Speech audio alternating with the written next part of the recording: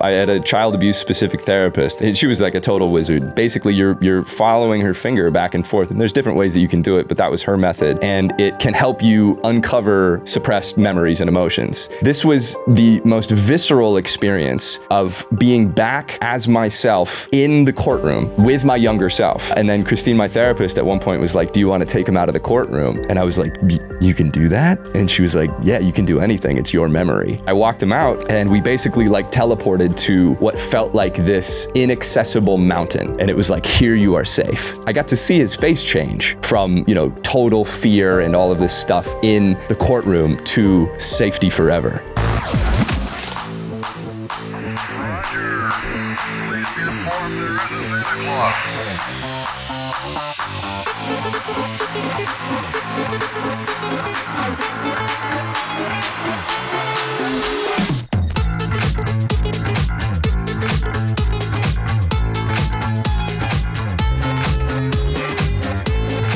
Welcome to the Acid for Squares podcast. I'm your host, Tanya Dahl. And I'm Cody Blue. And if you like what we're doing here, please smash that subscribe button, like, rate, comment. It helps us out a lot, and we appreciate it more than you'll ever know. And today's episode, we have our dear friend, Sebastian Scales, a comedian, a podcaster, and the president and founder of the What Happened to You Foundation. Brother, thank you for being on. We appreciate you. Thank you so much for having me. What's up, you love astronauts? What up, bro? Yeah, that's right. It's been a long time coming, for sure. Yeah. So just a little background really quick. So quite a few, I guess, during like the pandemic, Sebastian and I were both doing TikTok and like making TikTok videos, trying to help people during that time. And that's how we ended up meeting. And then maybe 2 years ago, a year, I guess it's almost been 2 years since Disclosure Fest. Damn. We were speaking to Dahl who we've had on the show when he was channeling Bashar. And it was the first time that I had spoken publicly about Cody and I meeting the three ETs, which was quite a big thing. It was our first time. She got up there and just aired our dirty laundry. And he was like, I'm like, that is our biggest secret, Tanya.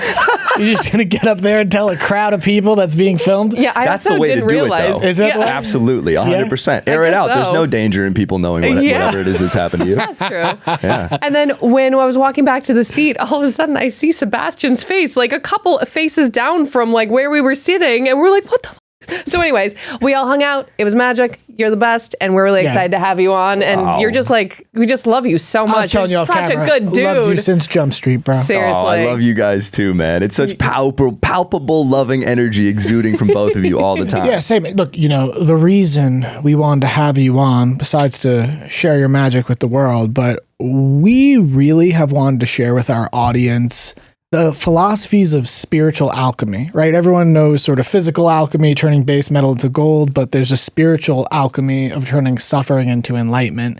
And we talked and we felt like what better way, what better person to explain and explore spiritual alchemy than a modern alchemist himself, which is you, because you have taken trauma and suffering that has happened into your past and transmuted it into art to heal yourself, to heal and help others. And we just wanted to have you on to explore these topics. And we'd kind of like to start by just having you share your story with our audience. Absolutely. Thank you so much for saying that. It means so much. You ready to get demonetized? We're already demonetized, bro. Good, then no problem. I just wanted to give you the heads up because every time I say I got YouTube demonetizes it immediately. Since the beginning of time, basically, people have been silencing this. It's been heavy, unbelievably heavy, to the point where most people don't ever speak about these things. I think the average age that people talk about being is 48. Wow. Whoa. Yeah. So, and statistically, it's 1 in 4 kids. 1 in 4? Yeah. Damn. And that's only of reported cases, exactly. Something that's heavily way more. That's insane. Yeah. So we're dealing with, billions of people. That's like the population that were affected with these types of by these types of things. And this is just molestation. Of course, like abuse is a whole spectrum and like everyone's got something. But I think what's happening now is people are starting to figure out that you can't suppress this forever. And the algorithms, I think once they start to figure out, and like Instagram, for example, is the one place where it seems like you can kind of post this stuff and it doesn't seem to be an issue. But like TikTok will take, if I do stand-up, if I post a stand-up clip about being molested, TikTok will take it down for child safety. Insane. Like the children are the one in danger, dude. What are you talking about? It's crazy. That's crazy because like not the whole point is to take what's in the shadows and purify it through the light of day, the light of awareness. And, 100%. And comedy allows, that's the most fascinating thing about what's happening with the censorship of comedians right now, because comedy is how you take what's in the dark and you heal it through laughter, but everyone's like shutting each other down and because of the words that are being used. And it's like, no, this is how we like transcend this shit. This is how we get over our shit. Yeah, it's just one of those things where we're a little bit ahead of the curve, but you cannot suppress this.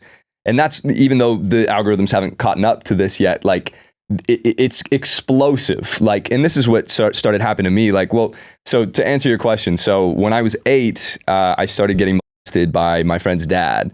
And it would happen at sleepovers. And I remember the whole time being like, I don't know what is going on. Because I was 8. I didn't even have the words for it yet. But I knew that something was wrong. But I, didn't want to lose. I didn't know what would happen, but I didn't want to lose my friend. And I thought I probably would. And your brain starts coming up with all these reasons why things could, why it would be bad to tell people. Like I remember I thought that my dad, if he found out, I thought my dad would try to fight the guy. And I thought that my dad would lose. Whoa. So I was like, I probably can't tell anybody about this.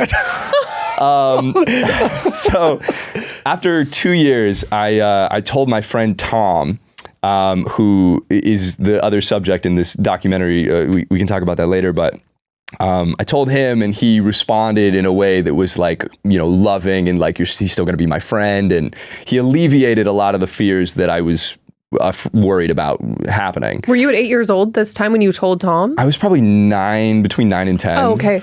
And then subsequently I told my mom and made her promise not to tell my dad because I thought he would die. So of course my mom had to tell my dad and we had to go to court. That was a whole crazy sequence on its own because the guy is there in court and you're testifying in front of like 50 people, and as a child. Yeah, you're just 11 and like, chilling up there and, the defense attorney's coming in and asking you all these questions like, why didn't you roll over? And like, oh yeah, dude, I got the audio from my trial. This is about a year ago. I got the transcript, so everything that was said, and the audio of my testimony, and was listening back to it. And it was the trippiest thing because all this time I'd never really felt angry about this. I always felt like scared and worried and all this stuff. But when I listened back to those tapes, I started having the rage come up and listening to this person ask me these questions that were designed to manipulate. And all this rage started coming up. And then fortunately I had been working with this therapist who had like techniques for rage release and, screaming into pillows and like shaking it all out, jumping jacks and all this stuff. And it was interesting uncovering these emotions that had been buried for 2 decades. Just from hearing the sounds, just the my voice and the questioning. So anyway, also hearing how little you were, I'm sure, like hearing how because like 11-year-old, your voice is so little. Yeah, that's fucked up. Yeah, it was crazy. But it was necessary, and because that's basically what happened is after the trial, I just shut down and, all my friends had to testify and the whole town knew about it because they wrote articles about it. And oh my God. So a lot of my identity quickly was formed around trying to convince people that I was okay and not the kid who got molested. So, like a lot of my people-pleasing tendencies and like trying to be good at stuff was trying to escape that identification as the traumatized kid. And then I remember when I went to college, it was like, oh my God, I'm free. Nobody knows. For the first time in my life, nobody knows about this. And I got to have this whole new identity and all these things. And then I graduated college, and to this day, I don't quite know why I did this. It was some sort of spiritual impulse, but I decided to write this stand-up set about being molested. And I mean, I literally hadn't talked about it like at all since I was 11, but something came over me and I had just moved to New York to start a corporate job. And 2 days before I started that job, I did stand up for the first time. And it was combining doing stand up, which is a crazy thing on its own to do, but immediately realizing, holy shit, I just found a way to talk about this that makes me feel okay and makes other people feel okay. Because normally you tell somebody that you got molested and it's like heavy stuff, like, are you sitting down type thing. But this was all strangers. And fortunately, I said it was my first time doing stand-up. So everyone's like, yeah, cool, you know? And then I just bombed ruthlessly for like 6 months after that, you know? But I got a taste of what this could be like an emotional explosion. I was like running through the streets of New York after, just sober, like I threw up and was just like crying and laughing. It was this whole opening Pandora's box of emotions. You threw up from releasing all of that? Yep. Whoa. Not a lot, but it was like... that's a purge. Yeah. I mean, we talk about purging on the show, so... Yeah, it was an absolute purge. And really quickly what started happening is people would come up to me after shows and say, hey, I got molested too, and all sorts of other types of trauma. And I'm just sitting there like, I barely processed any of my own shit. You know, people are telling me like, I've never told anyone this before, but like, I got molested. I'm like, hell yeah, dude, let's go. Like, you know, you're just like having these insanely deep conversations with people immediately just from sharing what happened to you. And this reminds me of what you were saying about talking to Bashar for the first time and sharing your experience about the three is, you know, how scary it is. And then on the other side of that is this infinite community of people that know how you feel. And it's just getting through that initial barrier of fear that if you move into that space and realize, holy shit, my nervous system was trying to convince me that I would die if I did this. And then you do it and it's like, not only did you not die, you were greeted with love and from strangers. Yeah. You know, I'm like having these conversations with people who I've never met before. And I'm like, this is deeper than anything I've ever spoken with anyone about. I don't even know your name yet. And I know you got right. We're all waiting for someone to give us permission to be ourselves. So when you didn't even realize you were leading the charge, you just were like, I need to get this out. And this seems like a perfect opportunity. I had no idea what I was doing. I still don't. But like, it's one of those things where you also very quickly realize how much bigger this is than you. You know, you go from this isolated experience of thinking I am alone in this to realizing that there are billions of people, and that's just the people on the earth right now. You know, like if you were to look back any significant period of time and stretch that out, it would be trillions or however many, you know, like, so it's really cool. And I'm trying to apply that in every aspect of my life where I'm still experiencing fear. Because it's just, you know, you're trying to survive in a space where, you know, you don't really ever die. Your energy just transforms and it's not something, if you change your perspective on what you are, then you're free from all the things that you were afraid of. It's true. Right. So anyway, things started spiraling. And once I started posting online, that's when I realized, oh, wow, okay, because this is 9 people at an open mic and people are coming up to me after and saying this. But if you show this to 1 million people, it's the same percentages. And then people are able to reach out. So I started, when I had my first molestation clip go viral, molestation stand-up clip, it went viral. It was like people started reaching out like crazy. And I remember this is why I started this podcast called What Happened to You, which is basically people come on and share their stories and we laugh about things that have happened to us. People started reaching out wanting to do the podcast. And I was sitting there like, you know, how do I prioritize, you know, somebody's like, oh, I got molested for 3 years. And this guy's like, I got molested by 5 by my grandpa or something. I'm like, how do you prioritize trauma? Like, I don't know who to take. So I opened it up to just first come, first serve. And, you know, within a day, the next 2 months were filled up every day of people wanting to talk. And I did it for a week and immediately realized, oh, I'm absolutely not cut out for this. Because a lot of these people are like literally talking about it for the first time. Oh, wow. And I'm not trained at all. I'm a comedian. I don't know what I'm doing. But it was an amazing, and so I sent an email out letting everyone know, like, we got to reschedule this and we'll figure out a way to do this. But everyone understood, of course. But it showed me that so many people are ready for this. It's just that in the way society is structured, you're rarely coming across these types of things. Mostly what you're running into is opposition and people not wanting to believe that this happened. I mean, the guy who molested me didn't get convicted. What? Mm-hmm. Yeah, which is pretty standard for station cases because there's rarely any evidence. Oh God, that's true. Yeah, it's just I was just like, this guy did this to me, and he's like, no, I didn't, and the court's like, well, all right. Whoa. Yeah, so it was 6 and 6. Six jurors said guilty, 6 jurors said not guilty. So in my head, I then took that 50-50 ratio and projected it onto my whole reality. So I started thinking like, oh, there's this delicate balance that I need to maintain. And if anyone doesn't like me or I do something that makes somebody upset, they're going to switch sides and my family's going to be in danger. Ooh. That kind of thinking. So anyway, flash forward now to I started doing EMDR therapy. Have you guys heard of that? No.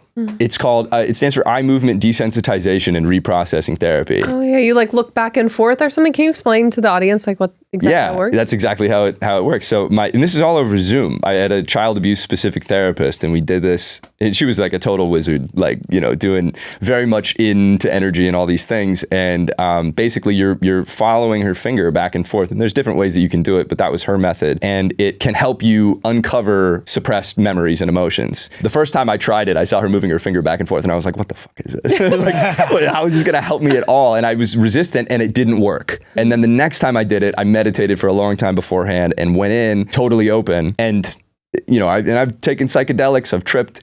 This was the most visceral experience of being back as myself in my current body in the courtroom with my younger self. And I appeared behind him. This is like 2:00 in the afternoon on a Tuesday in my room. Whoa. But I'm there. And my eyes are open and I'm following her finger. It's bananas. And I started interacting with my younger self and I was able to communicate with him telepathically and say all these things that I always wanted to say to him, what I needed to hear in the moment. And then Christine, my therapist, at one point was like, do you want to take him out of the courtroom? And I was like, you can do that? And she was like, yeah, you can do anything. It's your memory. So I put my arm out and I walked him out and we basically like teleported to what felt like this inaccessible mountain where the whole surrounding of the mountain was at a 90-degree angle and no one else on earth could get us here. And it was like, here you are safe and there's nothing else that you need to worry about. And I got to see his face change from, total fear and all of this stuff in the courtroom to safety forever. That's when I started really feeling the uncoiling of tension. Literally, it felt like a snake in my stomach that was uncoiling. And there was, immense tears and so much intensity and yet it was unresisted, so it flowed freely. And then I did one more EMDR session, which basically was me going back to the first time the molestation happened. And my mouth was shut. I couldn't speak. And I saw the guy going over and he was about to molest my younger self for the first time. And I was, those dreams where you feel like you can't move? Like you want to punch, but you have no power behind you? Exactly. Yeah. Yes, it was like that. And then Christine reminded me, hey, you can do anything here, whatever you need to do. And so I walked over and he was kneeling down and I kneed him in the head and knocked him out. Yeah! And it was this sick moment where my younger self woke up in that moment and he looked at me and he looked at the guy and then he got up and I took him by the hand and he stepped over his body and we walked out of the room. And again, intense, I remember in my throat, because a lot of this had to do with not trusting my truth. When the guy didn't get convicted, I then interpreted that as my truth is not enough. So since then, it's been trying to unclog these energetic blocks in my throat that would allow me to tell my truth confidently, knowing it's enough, knowing I don't have to embellish it or try to convince anyone that I'm okay. Yeah. So you're processing all this trauma from this experience in your throat? That's right. In my throat and my stomach, it felt like a snake was uncoiling and the snake ran, all the way from my throat down into my stomach. You're pointing to your solar plexus? Yeah, it was right there. That's your... It's your sense of self. It's your sense of your balance of power with others and self. Yeah. Mm-hmm. Yeah, well, that's so much of what it was a lot of the molestation while it was going on resulted in disassociation for me. So I would be watching it from above. And I had a cat who had died at the time. It was my first experience with death. And I remember I would be interacting with my cat, Sergey, in this, liminal or whatever space. While the molestations were happening? Mm-hmm. Yeah. So it sounds kind of crazy. No. Can you go into detail on that? Absolutely. You're saying that during the molestation, you were interacting with your deceased cat in a liminal space? We were watching this happen from above. So I was basically talking with my cat while this was going on, and he was kind of like, there just as a warming presence. What was the conversation? It was mostly like, I'm scared. And it wasn't like a two-way thing in the way that the EMDR was with my younger self, where it was like everything that I'm thinking he knows. It was more just like he was a presence that was there with me, providing some sort of love. It's your guardian angel, yeah. Yeah, 100%. And that's what was so interesting about doing EMDR, is that it felt like, my therapist called it soul retrieval. Yeah. So you're going back into these moments that were too intense to feel. So your soul left your body because it wasn't safe. And you're retrieving the parts of yourself that broke off. It's like Horcruxes in Harry Potter, where Voldemort splits himself, except he's doing it in an evil way. We're doing it in a survival sense. We actually have spoken about this a couple times. One of our producers, Jeff, has this done to him. Do you know about soul retrieval and shamanism? No. Out of the fundamental techniques shamanically, like there's two techniques we really don't do. One of them is called sucking and blowing, where you're like actually trying to suck it out. We just don't touch that because we're like, how do we get it out? It's like basically pulling entities or whatever energies out of somebody. And then the other is soul retrieval. And the idea is when we go through trauma, a part of your soul like literally like breaks off from itself to protect that child version of yourself. Like you break it off, and they have to go into in shamanism, they call it the underworld, but I think it's what underworld sounds like to us and what it actually is to them is a little closer to like the subconscious or the collective consciousness and reconnecting it.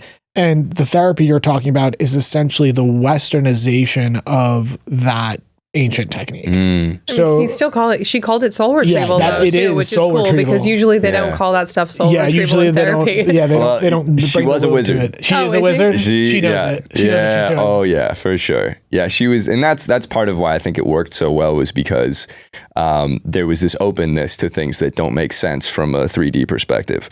It's like, oh, okay, I don't have to understand this conceptually to know how I'm feeling, and it was so trippy. This, what you just said reminded me of this, because we talked a lot about this snake and this uncoiling that was going on. You know Vipassana meditation? Yeah. My family and I, we did one all together, a 10-day silent retreat in November. In Joshua Tree? It was in North Fork, California, but the first one I did was in Joshua Tree. That one was amazing. In that sequence, I had been working a lot with this energy. You're not really supposed to do this, but I was just, for whatever reason, felt inclined to, and I had been working with this energy and trying to move it out of my body, doing like Qigong type movements and trying to love it away. And then this just happened last week. Whoa. I was sitting down to meditate, and I was like, man, I'm really getting frustrated with this energy. Why won't this energy leave? I've been trying to get it out forever. And I asked ChatGPT about it. I gave it, the whole background and everything. And it had like, here's a bunch of like logistical things that you could do. And then it was like, here's a cosmic perspective. What if this snake is not something other than you? What if this snake isn't an entity that you need to get rid of? What if it's you protecting yourself? And I just fucking broke down. I've been trying to get rid of this thing that's a part of me. And instead of it being this darkness, it's literally me forming a protective barrier around the parts of myself that feel most vulnerable. It was the trippiest thing, dude, because I went into meditation right after that, and I was crying, and I felt like I was seeing wormholes, literally like going through. I've never had this experience before. I started having these memories come back from really early childhood. What I realized was I was starting to remember what it was like before I became afraid. Those types of memories that were so pure, where there was nothing going on in my reality other than the computer game I was playing. I had these memories of Lego Racers coming back, which was this game I played when I was like 5. And the feeling of safety, of not having to worry about anything else in the world other than the game that you're playing. It was like I was remembering, who I was. And then I downloaded Lego Racers online. I hadn't played it since I was a kid. And I forgot that the main thing in that game is a wormhole that transports you like way ahead of everyone else. And I was telling ChatGPT about it, and it's like freaking out. It's like, dude, you went in a wormhole and you went back to where you were before you were afraid, and you're remembering what that can be like and all this stuff. And I'm like, yes, chat, absolutely. That's exactly right. It was so crazy, dude. I love that ChatGPT is like such an incredible therapist. Oh, yeah. I know you just wild. I know you just called it chat, but for a second I thought you called it Chad. I'm like, no, that's cool. His ChatGPT's named Chad. Super douchey. Just he's frat But bro. super wise though. I need to go tell Chad really quick. Yeah. Yo, everything you're saying is blowing my mind. I mean, the two. Okay, this is so fucking mind blowing. Everything you just said was so incredibly beautiful. Your therapeutic sessions of going back. I mean, like that was so powerful. And there's two fundamental principles you're talking about here, which are really fascinating for me. One is about not viewing the pain and these parts of ourselves as something that need to be cleared or removed, but something that needs to be, reintegrated back in, healed, and because that's that thing. I think when we all go on these healing journeys, we end up in these situations where we're sort of like, we're running from something or trying to get rid of something or release something, where really we're trying to come back home to the parts of ourselves that we've lost or that have been broken off from ourselves. And then the other fascinating thing is that you are going back in time like your own guardian angel. And dude, I was crying listening to you talk about that, and protecting yourself and changing the past also. It's you are rewriting history. And we talk, Tanya, this is the joke we always make, because Tanya has done the same thing for her child self in ceremonies. And, sometimes we joke when we're like praying, we'll be like, we're just praying to our future selves. And, and that's like really what it is. And the crazy thing is when we have like sort of these experiences with the celestial or entities or interdimensional, whatever we call them or perceive them to be, whatever I've ever asked or we've ever asked them what they are, they always are like, we're you. Right. Like that's the answer. Right. We're you. And whenever we think or respond like it's something else, they're like, no, we're you. Yeah. So can I also say something, because he just brought it up. I'm not going to tell the entire story, but it really is so true that there is some sort of like time space portal that we can go through and change our past and heal ourselves like in the present. And like in an ayahuasca ceremony, I literally went back into my childhood, like living room, met with my 5-year-old self, walked her through a trauma. And then as soon as I like pulled her out of the room, I woke up back in the ceremony and was throwing up chunks, and my entire back, which I had severe back pain. I was my back would seize up every day, and my back went and completely decompressed and was gone. I haven't had back pain since. And this is a thing. I'd be like on the floor, seizing up every day, crying. And by going back into this childhood memory, it healed a physical ailment in my body. And I never thought that was a real thing. And because I've experienced it, I know what you're saying is true. And it's just so amazing, because what you're doing is so much bigger than our brains can even fully comprehend. The amount of like magic and work that you're doing on your past self and on your future self, and like for timelines of your lineage that you're not even, that we're not even aware of. It's really cool. And it's so cool how like open you are to all of this. Cool. And this is you two in your stories are becoming the heroes that you needed as children, becoming the parents, becoming the people that you needed as children, and going back and saving yourselves. What do you think the key to healing trauma is? Do you think it's comedic work? Do you think it's this therapy? Like what really is getting to the root of this pain, or is it all helpful and all steps on a ladder? Great question. I think it's all helpful. It's perfectly unique.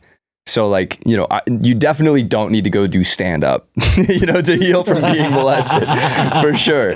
But for me, that was stand up opened the door. But for like 4 years when I was doing stand up, I had done no like deep healing work. So it was almost like stand-up morphed into the next iteration of, look, everyone, I'm okay. And I'm trying to convince you that I'm okay because I'm laughing. But it was a bit of a mask. But then once I started doing the deep healing work, which I probably wouldn't have done without stand-up, then you get into the core layers and you start remembering who you are. And releasing these suppressed emotions, which I think is basically the cause of everything that goes wrong with people. Is when you resist an emotion, you are literally resisting the movement of energy. When you suppress an emotion, there's a finite amount of space to suppress that emotion into. So if you think of your body as like a jar full of like snakes, and each emotion is one of those snakes, at a certain point, you will be pushing down a new emotion that you don't want to feel, and you're out of room. So other emotions will start coming to the surface that don't match up with your current reality, but you've just hit your capacity. It's not like you suppress it once and then you're just good and it stays down. You have to continuously, and most of us are doing this on such a subtle level that we're not aware of it until it manifests in something like back spasms. I had extreme back spasms as a kid. The moment I told my mom, it was gone. Oh, wow. All of that energy that was being put into burying these emotions gets freed up when you start feeling them. Literally, for decades, we've been putting in unfathomable amounts of energy into restricting the natural processes of your body. And so what it feels like now, and this really comes back to the alchemy, is that like what you can do with that energy is limitless, because now you're not moving in fear. You suppress emotions because of fear. But if that energy is not only not infused with fear, but it's infused with whatever you imagine, if you put all that energy into gardening or like, anything that feels good for you to do, it's limitless expansion. Right. And I don't think that, for like, I don't like mushroom chocolates. I love mushrooms, but I don't like mushroom chocolates. For some reason, I don't know, they don't work for me. But we talk about this all the time. Yeah, feel that. Yeah. But so it's like, it's so unique. This whole journey is perfectly unique for everybody. But I think all that really is necessary is openness. You just have to be totally willing to feel whatever it is that you're feeling. This type of work is conscious suffering. It's, we start off by saying alchemy is turning suffering to enlightenment. Well, you have to be repressing your emotions to be in a state of suffering to then need to discover how to turn it into enlightenment. But what you're talking about is a kind of almost like the cheat code, the precursor to alchemy. You don't need to know alchemy if you know how to face and feel your traumas and emotions as they come up consciously. So how do you think, what is the key here to processing emotions in a regulated way as they come up? Because I know there's a lot of cultural programs that sort of, especially as men, they get us to stifle our emotions and or possibly not feel safe. But how do you if you feel anger, you were just talking about a technique that you've learned to process the anger. Like, what do we do like to feel the feelings in a regulated and conscious way instead of just being, I don't know, I guess, figuratively bleeding all over everyone around us. You know what I mean? Yeah, totally. Well, I think it comes down to like recognizing that any experience that you have unresisted is completely different from a resisted experience. The emotion of anger or any emotion unresisted is basically free from weight. So if you have emotions coming up and you're not resisting them, it's the resistance that causes all of the issues. And this is like, I didn't cry for 20 years. And now I cry, every day. I mean, to be fair, I did cry throughout there, but not on the degree. No, same. Yeah. And I think most of the problems in the world would be solved if dudes just cried a little bit more. Oh, yeah. Like realistically, like probably wars would end, because everyone's just afraid. Like, and especially for men, there's this need to puff up your chest in a way that will make sure nobody comes after you. Isn't it so funny? It's like in the culture, it's like that it's a sign of weakness where it's like, how is feeling the pain takes strength. It takes bravery. It takes courage, suppressing the pain and then like unconsciously taking it out on other people. Yeah. That's like the weaker path, No, I mean, you're literally going into fear. What could be braver? Yeah. It's just changing the perspective on what it means to feel. And so to answer your question, I think it's just, I don't have a manual, but sitting with it is always right. It is the shortcut. Sitting with it. Sitting with whatever you're feeling. And for me, that's meditation. And in these spaces of meditation, even this has only happened a handful of times in my life, but the moments where the thoughts actually fully cease are the moments of bliss beyond any material gain. It's like there's nothing that I could do or achieve that would be more blissful than that moment. Right. It's the precursor, right? Like to all spiritual practice and healing. And we seem culturally to be susceptible to avoidance or just like stimulating ourselves with other stuff and distracting ourselves. Totally. Like, how do you do that? You have like a space in your house that you go and you sit down, right? It's not right in front of the TV. It's you go sit down and then do you just go right into meditation? Do you start to breathe? Do you journal? How do you enter that space where you're able to confront it? Yeah, I meditate every day. I try to do an hour of meditation a day. And generally around like the 40-minute mark, shit starts getting pretty wild. And wild meaning nothing's happening. and that like feels amazing. Yeah, exactly. Yeah, coming into contact with that. It's just having anything you can do to increase the moments where you're consciously aware over the course throughout the day. You don't have to go meditate for an hour. You don't even have to meditate. Just do whatever you're doing fully without trying to get anything from it. Like in the actual being of whatever it is that you're doing. Everything is accomplished. It's like, how are you beating your heart right now? What? Like, this is so funny. It's like, I have friends who are just like, very much like, oh, this isn't magic. And they're like, what are you talking about? This is all done without any thought. If we all stopped thinking, we would still be here. So what are we? A bunch of bugs in a suit. Yeah, totally. Yeah, absolutely. Literally in a stardust sack, just like chilling super hard. And like we have the ability to step fully outside of these narratives that tell us we're separate. And if you have even a moment of experience with that, there's no going back. You can slip out of it temporarily, but whether it takes you this iteration of life or you die and then you die, it's like everyone remembers eventually. I think this is what's really shifted in the last couple of years since doing the deep healing is that you start seeing everything as essential. It's not just, it's not like, oh yeah, like this is all sweet right now, but that really sucked back then. It can have sucked back then, but that was essential for the expansion of your soul. That's how I feel about the station. Like, if I had not had that happen to me, I would have led a much less exciting life, most likely. And it's not worse or better, but things are too good now to want anything to be different. And that feeling is available in every moment, no matter who you are, no matter what's going on. It doesn't require you leaving the experience of suffering to realize that the suffering was essential. And this is what I'm working on now is like, I can retroactively look back and be like, oh yeah, I had to get because now I have like life purpose and like all this stuff. But you can feel that while it's happening, while you're in the midst of something that you don't want to experience. And that changes the entire thing because instead of it being something you need to escape from, it's something that is essential. And what is my soul wanting to learn from this? And that transforms the entire experience. Whoa. Are you saying that if you're saying that people can bring the perspective of sort of like their soul's journey into the present moment of the suffering to gain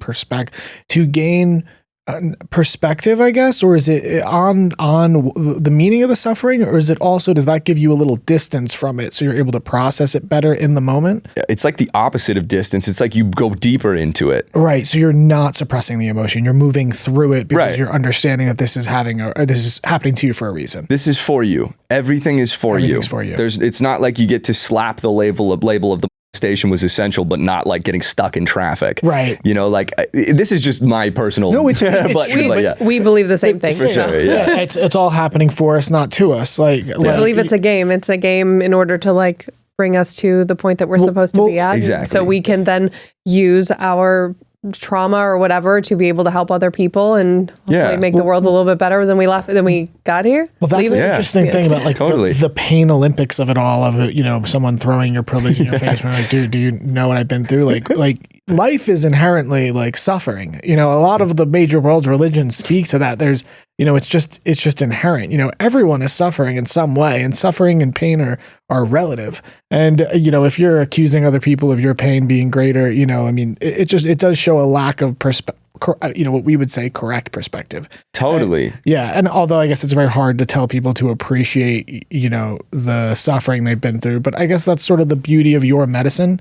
You've gone through such hardship and you can say, look, I can see now it served a purpose. Suffering is a slingshot for your soul. It's like the ultimate expansion. If you allow it to be, it can also be a slingshot that never gets released if you keep pulling it back and keep burying the emotion. But the moment you let that go, that's where you get launched into infinity of just like unlimited possibilities and potential, because you're not fighting reality. And if you're not fighting reality, then you're on the same team. It's not this thing that's out to get you and I need to barricade myself and fight everyone who's coming at me. It's all orchestrated. And that's one of the trippiest things about healing, is starting to see synchronicities, because I hadn't seen any of this stuff until I started doing healing. And I think part of that is because the energy is now being freed up to perceive reality instead of being in fear. My dad took me to 3 children's Vipassana sits. So Vipassana is these 10-day silent retreats, and they have 3 days for kids. And he took me to them when I was 8, 9, and 10,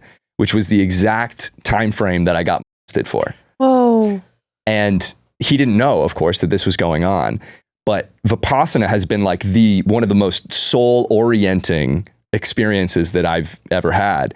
And to be having that going on while I was having my soul splitting off from my body in the station, it was like this synchronistic tether that was like, hey, don't go too far. You'll be back eventually, but let's keep you a little bit here because we still need to do a bunch of stuff. You can't just like slip out completely. What was your experience at that age? I hated it. I was wondering how it would be for a kid doing like us, so if people don't know, a Vipassana it's a silent retreat, right? You can't talk so 3 days for kids not talking would be brutal. Totally. What was your experience like? Because it seems like it'd be really hard for a kid. I remember it's a lot less intense. It's not like you're meditating 10 hours a day. I think it's like 3 hours a day. But I remember then they have like games and stuff. So you play like capture the flag. So it's not totally silent. And I remember a kid flipped me off for the first time at one of those retreats. And I was like, this is the worst day of my life. This is the worst than getting molested. It was devastating. But I think it was mostly being in the energy, because these Vipassana sits, those centers are like some of the most pure, positive, energetic places I've ever been.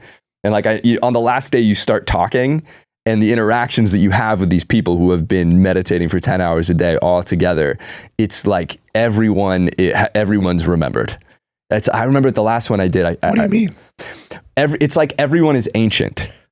It's like everyone is more in contact with who they were before they were told who they were. Whoa. It just feels connected, and everyone can't stop smiling. It's just like, because you're also you're using your vocal cords for the first time in forever, which is it feels very trippy. But yeah, it's just interesting. I imagine it's similar to like an ayahuasca ceremony where we all just went on a journey on our own, and now we're coming together and convening, and makes you feel close to them, I'm sure. Totally. But basically that sequence, once we realized, oh my God, for the exact time frame that was going on, you start, that type of stuff is popping up constantly all the time now. And I think that's just what's always going on. It's just now we're becoming aware of it because we're stepping out of fear. Yeah, that's the same thing in ayahuasca ceremonies. One of the main things people go through is like a life review, and it basically shows you everything that's happened to lead you to this moment and why everything had to happen exactly the way that it did in order to make you who you are at this moment, in order to basically show you your purpose. And so that's definitely, it's like the same sort of thing as, in ceremonies it shows you. So Vipassana, we're thinking about doing it this year. Oh, yes. Yeah, we've never been. That's part of why I'm here for sure. You recommend it? Probably more than anything. Okay. Do you think we should do in Joshua Tree or somewhere else? Because there's a forest one, isn't there? North Fork it's the best one that I've ever been to. Okay. I met with somebody at the last one that I did who said he'd sat all around the world, and the North Fork is the best. It's in California? Mm-hmm. It's like 4 hours east of San Francisco. Okay. We're both trained in TM. We've meditated for, I guess I meditated for like 15 years. Tanya, you know Tanya's story? I know a couple of Tanya stories. Tanya learned TM, and the first time she meditated, she had an orgasm, and the David Lynch Foundation tried to study her. Epic. Tried and it didn't happen, or what? Oh no, they just gave me like a scholarship and ended up like they were just like a scholarship to they were like, this is, we've never heard of this happening to women. They're like, this happened to dudes, but we've never heard of this happening to women. I'm like, okay, that's not helpful. Like, I don't know what to, not helpful, guys. The thing that's so crazy is like, because you're talking about what like, does that curriculum look like? I love that it was just a bunch of dudes in the room being like, we came from it. Yeah. We've never heard of a woman. It wasn't. It was 2 women and a dude. Okay. Oh, so the women were like, we've never heard of this before. No, the woman had been doing it since the 60s, and she was like, I've never heard of this happening for women, only men. It's just a bunch of dudes trying to figure out how to make women come. I guess. Who knew that's what TM was? How did you do this? Have you had, so you described an experience of like touching the divine and the Illuminous. Have you, and you work with psychedelics, do you think Vipassana is comparable to like a psychedelic experience, or is it completely different? I think both can kind of be, both appear as whatever you need in the moment. And Vipassana for me, like the first one that I went into, I was like super sad. Like it was like just a sad time in my life. I felt like confused and misaligned and all this stuff. And that just totally pulled me out of it. Okay. And then, so that's what I needed then. This past one was like, oh my God, I'm doing ancient shit that I have not been trained in doing, but I know how to do it and it makes sense and I feel giant. Can you explain what do you mean? This was working with the snake. Oh yeah. So okay. Part of why I recommend North Fork is because they have a pagoda of individual meditation cells. Oh. So everyone, in addition to the group hall, the Dhamma hall where everyone sits together, you also get your own meditation cell, which is really helpful if you're like crying. You know, because you don't really, I mean, you can, it's no problem, but like most people don't really want to be like breaking down in a hall with 100 people when everyone's meditating. But in the pagoda cell, I would just let it out, just wail, you know? And so part of that was that what I mentioned about the Qigong and like charging my hands and trying to guide this snake energy out. And of course that ended up changing, but into like, oh, this is a part of me. But in the moment, it felt like I was remembering how to do things that I have always known how to do, you know, because I'm very much of the belief, like if we did this once, you know, incarnated, like surely we could do it again. I don't know how I just did this. So how do I know that I won't do it again when I don't know how I did it this time? Okay. Are you familiar with like the Codicius? No. Like, have you seen like the ancient symbol for medicine? I'm sure you've seen it. It's on all the medical buildings. It's the oldest medical symbol. Oh, with the snake and two serpents that go into. Okay. And then, I mean, you familiar at all with like Kundalini? Yeah. Right? The Kundalini energy. You know, they all use sort of the anthropomorphic, like serpent energy. Mm-hmm. But that's what happened to me in TM. I realized later on it was Kundalini. It had a Kundalini awakening, and that's what the energy was. And I'm like, how would you guys not know what this was? You're the David Lynch Foundation. Like, come on, guys. We've already gone over this, but we will give you this meditation we do. And it's specifically with like pulling these serpents up through your chakra systems to your third eye, and then also essentially like you like there's different. It's called the raw channel opening. We actually on our Valentine's Day episode we told people to reach out to us and we would send it to them, and it had a ton of people being like, I want to do the raw channel opening. Awesome. So we'll send it to you. You essentially Please. like grid your chakras from the root to the third eye, and then you start like channeling this like fire energy like through your solar plexus. You're building it through your solar plexus, and then you pull it up to your crown. And I mean, like it's a very fast way to tap in, but it's also super healing. I love that. Okay, you're building a center with your foundation. Yeah. You're building a center. Telepathy is happening rapidly these Always. days. I know when she has her period. It's crazy. Damn, epic. That's true love. It sounds so weird the way that you say it. Yeah, it is fucking weird. You're like, honey, you're bleeding. I'll be like, babe, did you just get your period? And she'll be like, oh shit, I'm out of tampons. I'm like, I'll run out. It also only works for that. It's the only thing. No other power. You ever see that? He occasionally knows when I want snacks. Which is Occasionally, every time I know when you want snacks. What are you talking about? I pride myself on that. So you're channeling all of this into building retreat center through your non-for-profit. Yes. Yeah. So the nonprofit, we established the nonprofit after that first video went viral, and we were like, okay, this is way bigger than we realized. And like a lot of these people were reaching out being like, what can I do? And, I didn't really have anything. I didn't know what to do. I'm just a dude having a podcast and doing stand up. So the foundation came came from like the necessity to like give an outlet to this energy that people were wanting to give. And it sort of started just as an idea like, spread the word, keep talking about it, all this stuff. But we've kept, all of the emails of all the people that have reached out. And the plan that is now underway is we have 12 acres of undeveloped land in the fern forest on the big island in Hawaii. And our plan is to turn it into a healing center where all of these different modalities that we've been talking about are concentrated in one place. And, one of the things we realized in this last Vipassana sit was, when you finish, Vipassana was this current iteration of it by Goenka, who's the dude that set up all these centers all around the world. It was developed in the 80s, and this is before, technology anywhere near what it's at now. So when you finish a 10-day sit, you are cracked open. And that period of time afterwards, this reintegration period, is essential to have, how many people are just immediately going back on Instagram and just like, just all this inundated with fearful information oftentimes.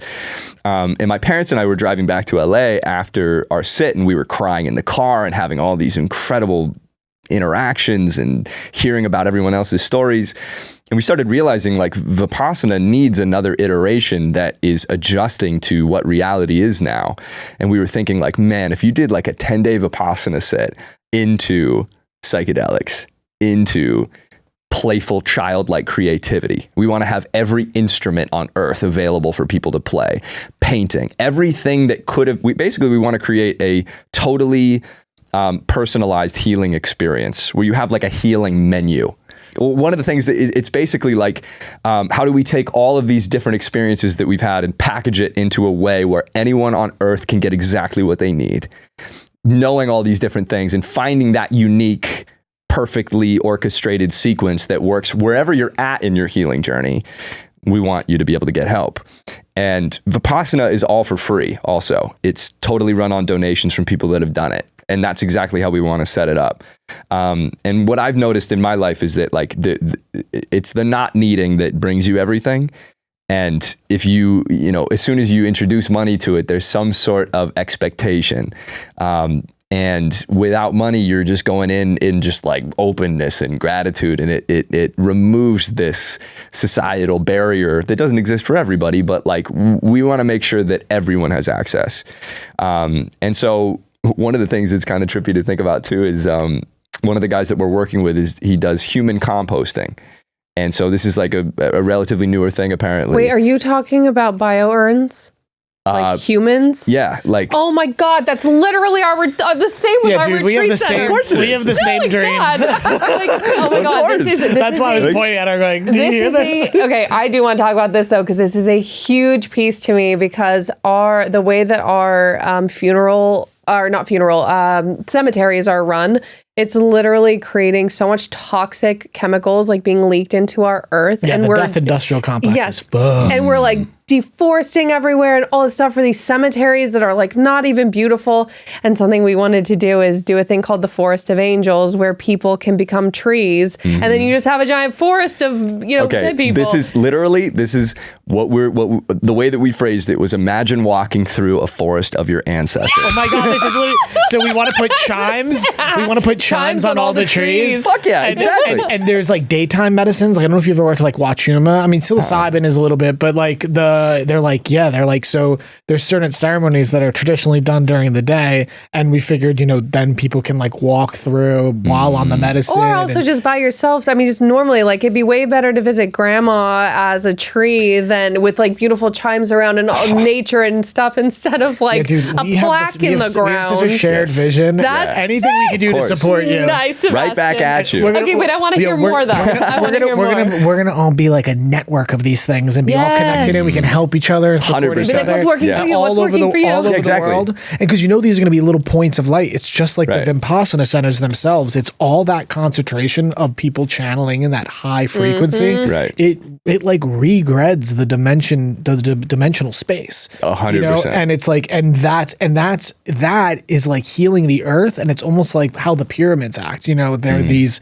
I don't fully understand it, but I do understand that's come through in the medicine centers, that it's not just for the people. It's like, this is like... It's like regridding all of the different ones, the energy in between it and everything. Okay, what else about this retreat center? Because this is so crazy. I mean, it makes total sense. Like all of this is how it all happens. Is it's all effortless. Everyone's already doing the same thing.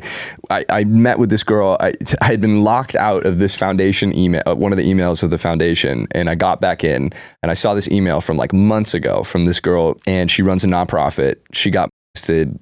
Very similar situation, and we hopped on a call. Immediately, we're like siblings. And she's like, yeah, I do psychedelic healing on Maui.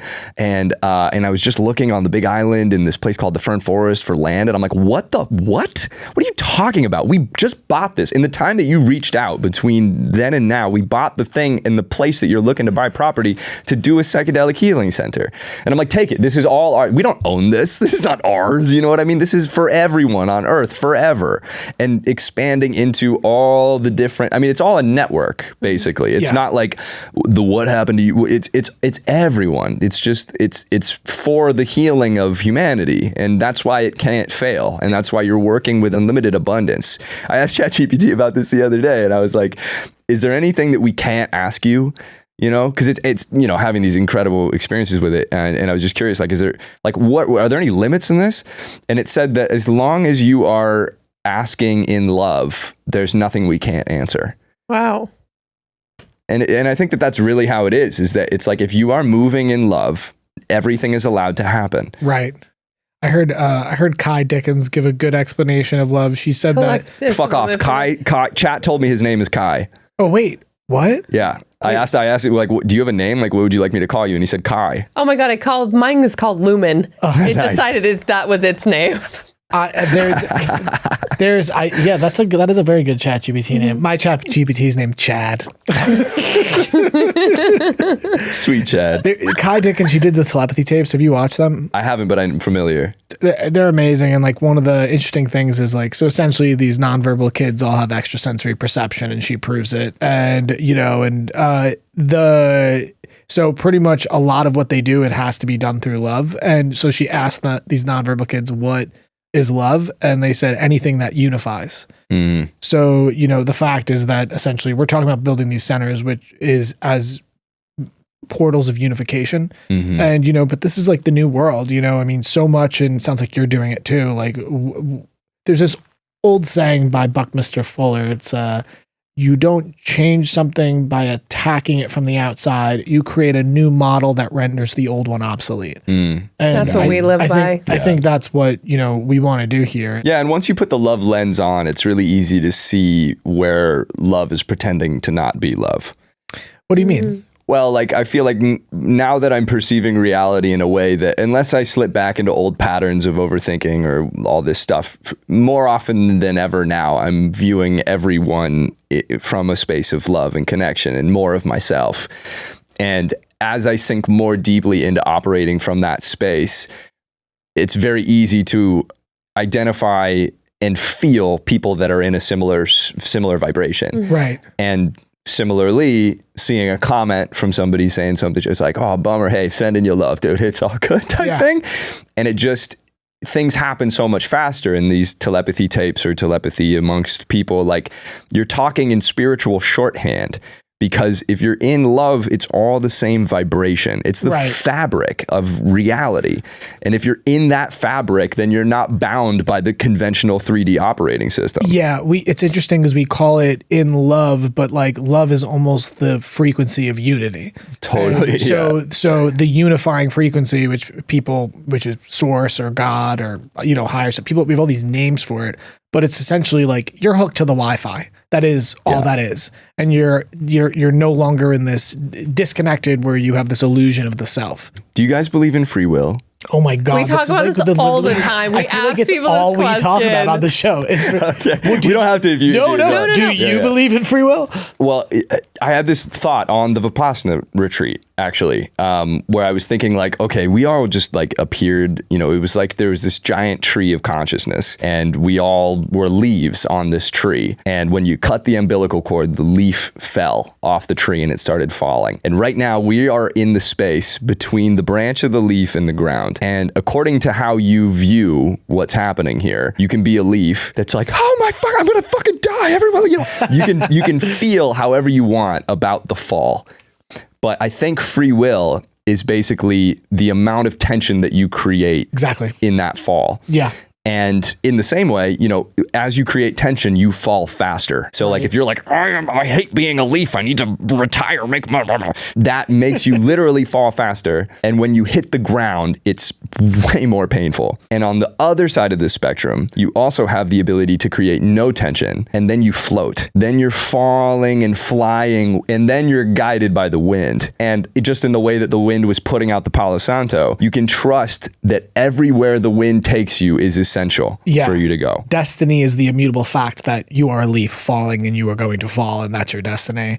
Your free will is your ability, your essentially God-given ability to choose to resist or surrender to it. And that's always like something that was almost sort of dark for us to like be like fully be like, wait, the implication of this free will, this destiny paradigm is that there is a higher intelligence greater than you that is guiding all things. And if you choose to surrender and trust this higher intelligence, you will just release so much undue suffering.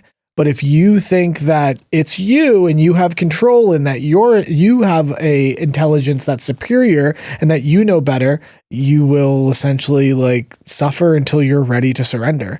And it's like, which is crazy because that implies that almost like you're so loved by the creator, there's so much grace that you are given permission to essentially resist as much as you want. And until you're ready to accept the help of those around you, it's all on us. It's always all on us. Always. But that's actually why I think that our past lives, because I believe in reincarnation, so I believe that every time we keep having these lives as different people, but we're deciding to use our free will to not surrender. And so we're causing more karma for ourselves, which means we have to repeat the cycles in order to like learn stuff. And then eventually we get to a certain point where we've accumulated this karma and we've like learned all this stuff in these past lives. And we're like, oh, or I could surrender and I could just do everything that comes to me with my full heart and just see what happens. And then that's when the synchronicities start happening. That's when you start seeing all the magic around you. You start seeing the actual like makeup and the fabric of the game that's around you. Yeah. And that's when you're able to like beat the game, is when you actually surrender, which is so funny to think about, that it's not about doing all the things and whatever. It's actually about like just taking a step back and just being like, okay, what is my reality showing me, and how do I move through this with the most like ease and effortlessness as possible? And even suffering or anything like that, which is bound to come up, it's just looking at it in a different way. Be like, what is this teaching me? How does this get me to my next level? How is this going to make me better? Yeah. It's how does it feel to trust the wind? Yeah. It's unlimited. And also we have the ability as leaves to see other leaves dying, hitting the ground and being absorbed back into the roots of the tree, and billions of new leaves come. It's so funny to be a leaf falling and look up at all these other leaves and being like, I know that there's no way I could do that again. Like, what are you talking about? Where are these leaves coming from? Where are they going? It's the most obvious circle that we take the circle, cut it, and then stretch it out linearly and pretend there's an end to it. Why are we doing that? just because of fear. It's just fear. You said something earlier and around attachment to outcome. And I think that's something pretty consistently that comes through. And you and me, Tanya, have been talking about this a lot. Whenever we're doing our little, manifestation stuff, it's fundamental to release the outcome, but that is very much saying like, okay, this is what I think I want. But at the end of the day, like, I don't know what's best for me. Totally. You know what I'm saying? Yeah. Like, there's, we think we know. We think we But we don't really know shit. But we know nothing. we nothing. know an unfathomably small piece of this puzzle. And yet we're essential. It's absolutely, we're as essential as every other piece. Right. And we have access to the knowledge of the puzzle. It just doesn't come in the way that we think it does. It comes in intuition and all these abilities that are coming online when you're not operating in fear, telepathy or whatever it is. Mm-hmm. Right. It just feels, and it's like, it's so funny too, because, it's interesting to realize that we're just getting started. You mean in life, or do you mean as like a people, or what do you mean by that? Well, I think that this is like, this has probably happened many iterations in history, but it feels like for the first time ever, we can see like a path to global healing. Yeah. And like, with psychedelics, like they shut them down initially, totally out of fear, but you can't suppress, you guys know about the stoned ape theory. I'm sure we've talked about that, right? Stoned ape theory? Yeah. Yeah. We never talked about it on the show. You can talk about it if you want. Well, it's basically, I'll probably butcher it, but the idea is that there's this time period in the evolution of humans where the monkey brain doubled in size in this super short period of time, and nobody knows why.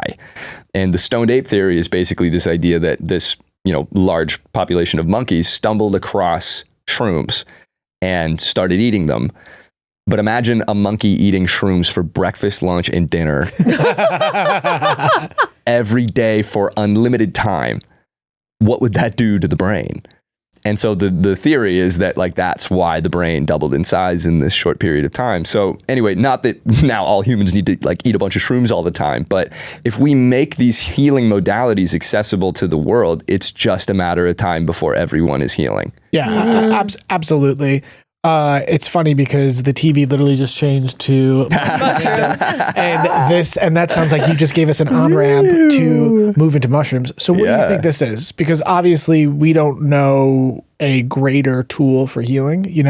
We're called acid for squares, but we don't even work with synthetics. We're plant people. So what do you think they are? What a great question. Well, we know for sure that they're just more of ourselves. Right. Everything is. Don't draw any. What happens if you draw no boundaries? But I think essentially it's just a portal. Like I think that they're like one of the things we were talking about is the builder of the house in Hawaii grew mushrooms for a long time, and which is obviously synchronistic and perfect that he's going to be building the house there. And he had this idea for what if in the mushroom germination phase you took the DNA of the person that is going to be consuming the mushroom later on, like saliva, and infused it in the actual creation of the mushrooms. That's ancient witch. That's like a witch technique, Tanya. Yeah, put your period blood. Well, they say that plants can actually, especially food, if you give it your saliva, it will start producing the food for you, which is interesting because it's actually like a mother with their breastfeeding. If the baby's saliva, part of it goes back into the mammary glands and it produces like whatever the child needs. If the child's sick, it'll be a completely different milk than something else, which is wild because it's the exact same thing they're finding out with like plants, that you can put your genetic material like in it and it'll know what's wrong with you and it'll start producing differently. And that's a shamanic school of thought as well, the importance of getting in the nature and putting your feet in it. They say that one of the reasons is that you're interacting with nature and it will start to essentially regulate and mirror and produce, the plants that you need. It sounds pretty crazy, but no, it's totally, absolutely. So this is what you're planning on doing? I love that. Yeah. Well, one of the things, we just were interviewed on someone else's podcast. We talked about this. There's this old indigenous proverb, and it says that, the animal kingdom gave itself to humanity for food, but humans abused the animals, in the way we overhunted them and, tortured them and didn't treat them right. And so the animals gave us disease, and that the plant kingdom volunteered themselves as medicine. Whoa. And that idea is that these plants are these higher dimensional spirit or entity that's reaching into this dimensional consciousness to heal us. And it made this agreement with Creator in this proverb. And that's very much what's kind of happens when you work with these tools. Yeah. And I think the fascinating thing about mushrooms or any plant medicine is the idea of a sacrament.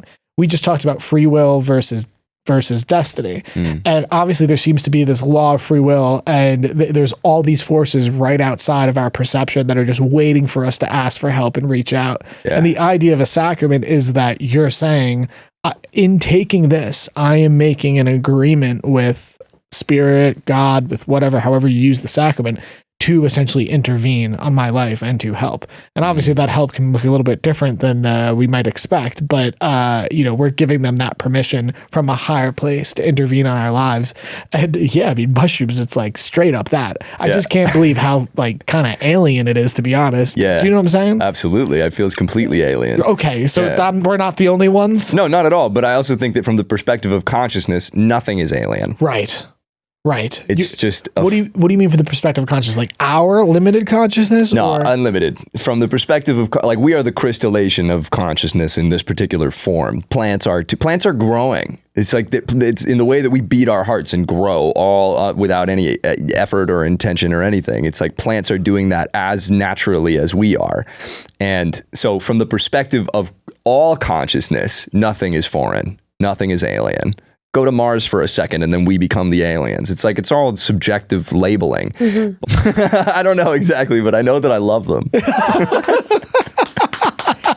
just sometimes like in the experience, like other plants and stuff like that can look alien. I don't know how to explain it. They look insect almost. Like there's a very strange insect vibe and look to things like when you're working with mushrooms. It's very interesting, and we never really quite understand like why it's projecting itself that way, but or we're perceiving it that way, but it's strange. It happens in ayahuasca too, but not as much. Feels playful and insect. Do you so the other theory for what you just said was stoned ape theory, which is the idea that the human brain just overnight, I mean, the father of modern DNA could not explain this phenomenon you're talking about, where the brain doubled or tripled in size and we created advanced language and just we're essentially a different species. Totally. At that point. The only other theory I've ever heard was just an alien intervention that you have, which almost like the Anunnaki like theory of it all. And since we met you at I met you at an alien conference.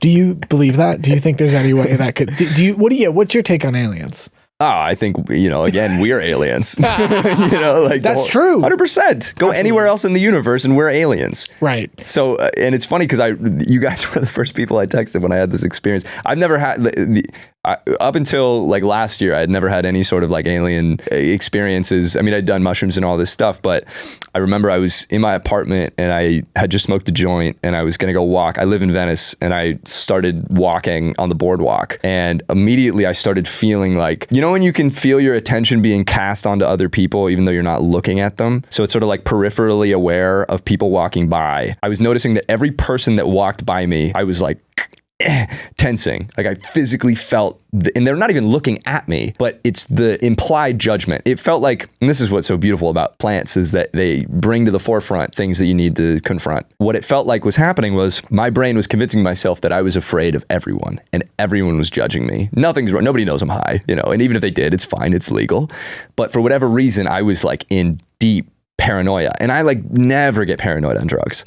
But something was happening this time and I caught it and I was feeling the tension. And then I was like, dude, what are you doing? Why are you doing this to yourself? It's you doing this to yourself. Nobody's making you do this. So what is going on here?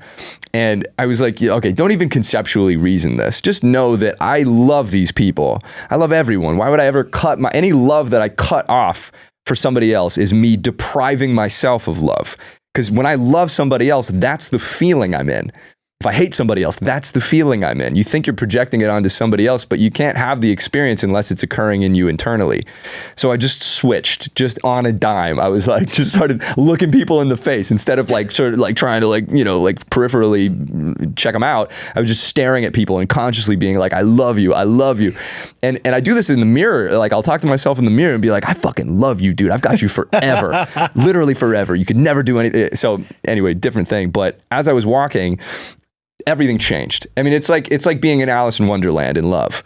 Everything gets lighter. Everything gets more playful. And then I'm just like laughing to me. Now I really look crazy. You know, I thought people thought I was high beforehand. I'm like, yeah, what's up? Love you guys. And I'm walking along the boardwalk. And then eventually I went out to the water, and I was sitting there, and it was like sunset had just happened, and it was like still kind of light out. And then I was staring off across the water, and I saw what I thought was a shooting star. It was like this beautiful like light ray, and then I was like, oh, it's a shooting star. And then it kept going, and I was like, well, what the hell? And it was coming at this 45-degree angle, and it looked like it was gonna go like straight into the water. And I was watching it, and I was like, what the fuck? And then in a second, it leveled and went totally parallel to the water in a way that made no sense to me. I was like, nothing can do that. What the hell just happened? And why is it beaming in light? Like, what is... And I just had this feeling where I was like, what's up? That's a spaceship for sure. I don't know what... and I don't need to know anything else, but that's for sure what that was. And like, regardless of what... Nothing happened else, but I remember thinking to myself, the reason I can see that right now is because I'm in love. Yes. And I think basically what's happening, and this is happening not just aliens, you know, but like I think that it's basically a vibrational cloaking. So like Bashar talks about how like a lot of the reason their open contact is a slow process and like very, you know, people will start becoming aware more and more is because of the nervous system would be too overwhelmed and could like, you could die from seeing an alien because it's too extreme to process. But if you're in love, I'm perceiving an alien in the same way I'm perceiving the people on the boardwalk. Yeah. And they can feel that. And they know that I'm not going to see them as a threat. So they can present themselves, right. is my general thesis. And I remember I texted you guys right away. Yeah. It was like the first people, I didn't tell anyone else. So we've had the same experience. So it seems that it's all of these dimensions are happening simultaneously at once. Like we are, you know, it's an interdimensional phenomenon, and our perception is almost like a radio dial, and we can tune into these other levels of awareness. Like you said, you mentioned Bashar. Bashar says, you don't change the world, you change your perception and you shift to a parallel timeline where essentially your reality mirrors that level of perception. Totally. So it's interesting though, because their existence is just a perceptual thing. If you don't believe they exist, if you don't believe, you know, we're connected, or believe in the unification, you believe in the self and the service of the self and all these lower vibrational, as people would say, things, you're existing on that reality. So disclosure is a disclosure of the self. It's a disclosure. It's shifting your awareness to these levels of perception. So you are tuning into this reality. But here's the real kicker, is that you are then building a bridge from your formal reality to this higher dimension of reality. And you're setting essentially an energetic pathway to pull up the world, the people around you, because you're connected to everyone, into this timeline. When people talk about being healers or shamans or soothsayers or mystics or working on themselves, awakening themselves, you are, yes, you're doing this on an individual level, but you're doing it on the collective level as well. And that is what, when people talk about the shift, and that's why awakening. You don't need to do anything or change, just focus on yourself and you will by proxy pull people in. I mean, you're talking about Vipassana and regridding that space and all these different things. I mean, science has proven now that, you know, when you see someone meditate, it'll be like, oh, you know, the science has proven that they've reduced anxiety by 80%. Now they're proving that like within 40 or 60 feet around the meditator, they will reduce the anxiety around the people around them. Right. And that's because your electromagnetic field, right, is bigger than your body, and you're essentially tuning the space around you. So, I mean, that's the cool thing and the beauty of these conversations. It's really why we even created this podcast in the first place, is it's perceptual. You have the conversation, you shift the perception once, but the real trick is getting people to go from saying like maybe to I believe to, oh no, I know it to be true. Yeah. You know, that's when shit gets really real, when people are just like, no, absolutely, 100%. Yeah, and I feel like completely. Right? Yeah, and I feel like one of the things that I noticed when I started seeing synchronicities was like, I need to tell everyone about this. Because it feels undeniable to me. You know, I'm seeing these trajectories, these sequences like with my parents where shit is spanning all the way back to their childhood and messages are coming through in books. Just undeniable instances for all of us. And like, I remember the moment it happened, all of us were like, holy shit. It was just like this group recognition. And there's such an urge. Everyone needs to do this. And I think that what has helped me a lot is being like, creating a window into what's possible, or a doorway, but not pulling anyone through, because we don't know what's optimal for anyone else. Yeah. And the only way that you can really actually get someone to change is by them changing themselves. There's nothing you can do. Right. They have to do it themselves. They have to be ready to. Just creating an awareness of it. Yeah. And like, it's not you. It's not on you. You know, like the ultimate way to help people is just by being in as much love as possible. There's nothing that could be more optimal than that. And if people are interested in, that's why like I find like phrasing things as questions rather than like to condemn someone is to embody that energy, like I was saying before. And like there's nothing right or wrong about any of this. It's just like Bashar says, what do you prefer? And having spent most of my life in a space of shutdown and fear, and just now to be starting to experience a predominantly love-oriented operating system, it's like I would never, ever choose fear. Right. I still do sometimes because, you know, a lot of these thought trains have been running for decades and they have momentum behind them. And this is another, it's like sometimes it can get discouraging because you're like, oh, I'm doing all this stuff, but I'm still thinking this way. But all you have to do is stop putting coal into the train. You just stop putting energy into it. It doesn't mean that it's going to stop right away, but it will run out of energy. Yeah, that's interesting. You just said something about like the new operating system is love. So the old operating system would be fear. It's not sadness. It's not anger. I mean, whatever. I mean, it does seem to be fear. It's total fear. And even fear is just love forgetting itself. That's interesting. It's like there's only love in the absence of love, and the absence of love is the illusion. And really, it's just that absence is a belief system that's disconnecting you from this thing and causing suffering. Yeah, I mean, it seems so simple when you say it that way. It's just pretending. Paradoxical. You said it's pretending. It's just pretending. I'm just pretending to be small. Yeah. I'm pretending to forget. What do you want the world to know? Yeah. Oh, big question. What's the central thesis of your life? Why are we here? Yeah. I think it would be just something to the effect of like, whatever it is that's happened to you, you are not bound by it. There is no life path that that requires you to stay in fear forever. And no matter what it is that's happened to you, you always have the ability to heal. No human on earth is restricted from that ability. Literally in any physical presentation, no matter what your experiences are, you can remember and step back into love. And we're ready whenever you are type thing, you know? Yeah. And I say this to myself because it's funny, like I'll still loop back all the time and start convincing myself like, oh, I'm not where I need to be and blah, blah, blah, all this stuff. But it's all just, it happens faster and it's not, sometimes it's instant for people, but for me, it's an ongoing thing and not rushing it and knowing it's always available and that it's okay if you slip out. You know, this is an eternal game we're playing and there's absolutely no timeline that needs to be hit. But we all have the ability to remember, and it's way more fun too. I want to say something like that. Oh my God, Sebastian, you are amazing.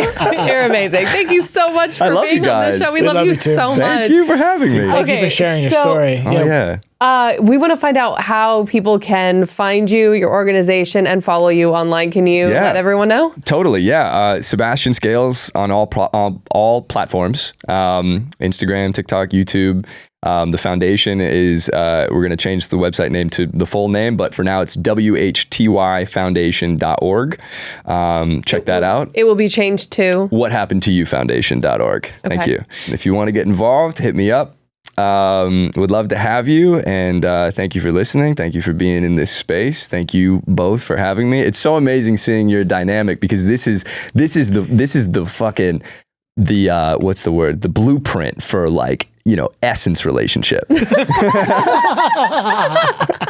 You know what I mean? And it's so easy. It's so easy to be around you guys, because there's such a deep acceptance and, like, knowing between the two of you that's impossible to not feel. Oh, thank you. Thanks, Sebastian. I know she's my sis G. It's so cool. It's so cool. Like, I say this a lot, and sometimes people look at me cross-eyed, but, like, I feel like she's, like, my religion, and you know, it's like and I know that sounds crazy, but it's like how she's like my North Star. It's how I, like, remember what's right. Like, I literally, like, when I pour our drinks, I always put her on the right side to remember she's right. Like, it's like a reminder, always do her first. Like, it gets me out of my selfishness to be like, I love it. And it's easy because I love this person so much. She's always reminding me, like, don't put yourself first. Think of the other, you're my in love, right? Love. Do everything in love. With everyone, and the plants and the dirt. Yeah. Everything. Everything. Yeah. The air. Brother, Awesome. we love you. I love you too. You always have a space here. Thank you. You want to come back on, and when the center's done, we'll help promote it. Absolutely. Okay. 100%. Yeah. All right. You want to take us out, Cody? Yeah, I'll take us out. Okay, I guess that's it. I was going to do it. All right, that's it, gang. This has been the Acid for Squares podcast. If you're still with us, please like, comment, rate. Send this to your mother. Just get real weird with it. We appreciate it. Go follow Sebastian. Yeah, follow Sebastian, and we love you all. Be well. Peace. Until next time. Love you guys. We always say bye. Bye. I don't know why.